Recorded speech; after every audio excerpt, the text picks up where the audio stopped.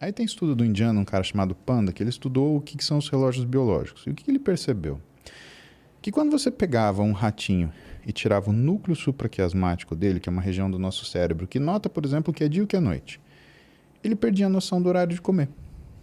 Ah, com certeza. E o ratinho, ele normalmente ele começa a comer a hora que clareia o dia e para de comer a hora que a noite chega. Então ele come durante o dia. E ele tem uma janela aproximada alimentar, sempre respeitando esse tipo de intervalo. O ratinho sem o núcleo supraquiasmático, ele come o tempo inteiro. Depois de 3 meses observando esses ratinhos, o que o Panda descobriu? Que com a mesma caloria, o ratinho que come ao longo do dia inteiro, ele engorda. E o ratinho que mantém aquela janela alimentar, ele simplesmente não muda o peso dele. O que você começa a entender? Ah, porque eu sempre fiz isso na minha vida. Não, você não sempre fez isso. Quando você morava na casa da sua mãe, você acordava às 7 da manhã para ir para a escola, ela te dava café. Meio-dia você chegava da escola, você almoçava. Aí, às 6 da tarde, ela ia te pegar pela orelha na cara do seu amiguinho para te dar o jantar. E aí, no máximo, ela te dava um copo de leite antes de dormir e você dormia. E você comia pizza, bolo, você comia estrogonofe, você comia lasanha, você comia macarronada. De domingo, então, você comia macarronada que você queria deitar na mesa, se fosse o caso, de tanto que você comia. E você não engordava. Ah, mas é porque o metabolismo era rápido. Negativo. É porque você tinha uma janela alimentar que a sua mãe fazia para você. Que foi a primeira coisa que você fez quando você se tornou adulto? Acordar, sair sem tomar café. Já começou ferrando tudo, né? Só isso, você tem um estudo do American Heart Association de 2016 mostrando que você aumenta o seu risco de doença coronariana em 27,5%, só de não tomar café da manhã. Cara, é muita coisa. Aí, que hora você vai almoçar? Meio-dia? Não, 3 da tarde. A hora que der, né? É a famosa hora que der, né? Exatamente. 4 da tarde. Ou você vai fazer um jantoço, né? E aí você vai chegar na sua casa e você vai enrolar, vai fazer isso, vai fazer aquilo, e de repente vai vir aquela fome, Sérgio, que você vai misturar feijão, arroz, macarrão, bolo de cenoura com peixe frito e filé mignon com, sei lá, se tiver água sanitária gelada, você vai tomar, né? E isso já é a primeira coisa que a gente desorganiza na fase adulta. Regulariza tudo, né? E o nosso organismo, ele é bom, ele briga com isso durante um tempo, durante alguns anos. Chega uma hora, né, como o organismo ele é montado com base em sistemas de comporta, que ele não aguenta mais sustentar o que é essa resistência a esse estímulo nocivo. E você começa a ganhar peso, ganha peso, ganha peso, ganha peso. Segunda coisa, fracionamento alimentar. Isso é uma coisa muito legal de... Aí nessa janela aí, Claro. é que entra o lance do tal do... Jejum intermitente. Intermitente, é Então, isso? na verdade, o jejum intermitente ele é uma estratégia para você baixar níveis de insulina de forma aguda, tá? Já vou te falar porque que isso é importante, mas antes de falar isso, o que é bom separar? Boa parte do que faz o jejum intermitente funcionar é a janela alimentar, não o jejum. É ter o horário, né? Exatamente. Entendi. Agora, o que arrebenta com o jejum intermitente? O que as pessoas entendem do que é o jejum intermitente, não do que ele é de fato. Quando você busca na literatura médica sobre jejum intermitente, 90% dos trabalhos são sobre avaliações observacionais, trabalhos observacionais do quê? Do jejum dos muçulmanos, o Isso que eu ia Ramadã. falar. É o Ramadã, exatamente. Isso não é jejum intermitente, Sérgio. Por quê? Primeiro, não tem um horário fixo para começar. Não tem um horário fixo para terminar, segundo lugar. Terceiro, você não tem consumo de água durante o período do jejum.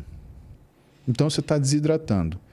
Quarto, as refeições são festivas. Então, a refeição de entrada no jejum é uma refeição lauda para o muçulmano conseguir tolerar o que é aquilo, o tranco todo do dia. Isso.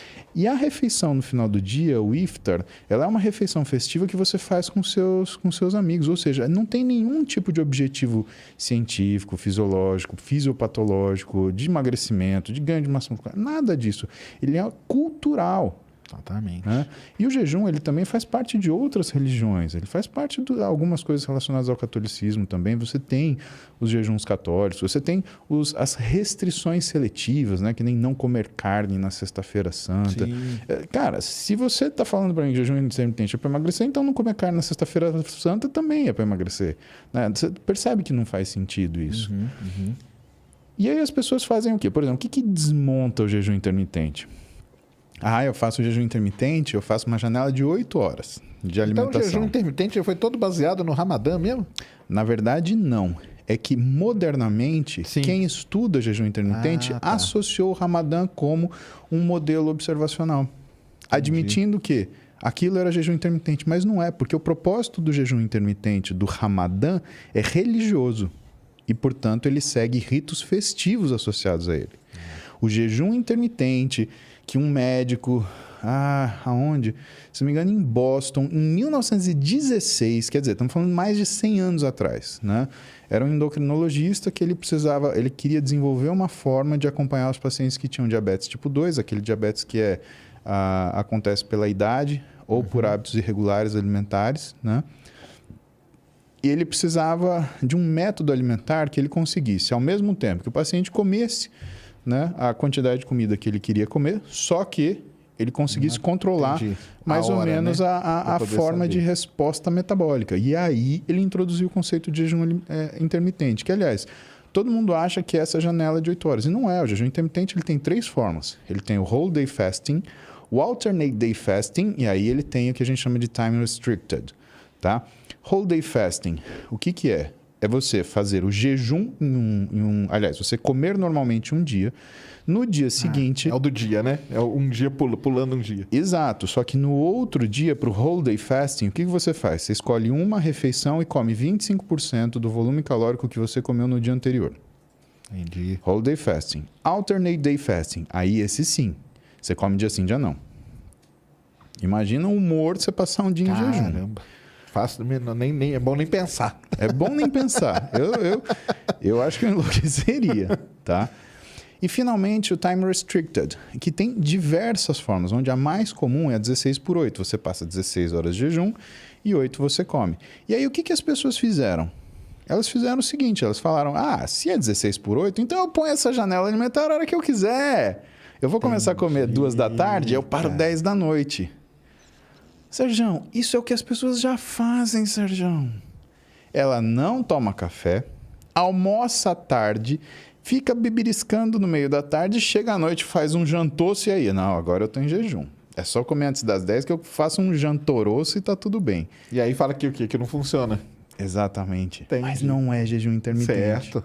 Entendi. Né? E aí o que elas vão fazendo? Elas vão narrowing esse intervalo, então é 16/8, vira 17/7, vira 16/6. Até, sabe, chega uma hora que você vai fazer o quê? Uma refeição por dia? Sim, chama dieta do guerreiro.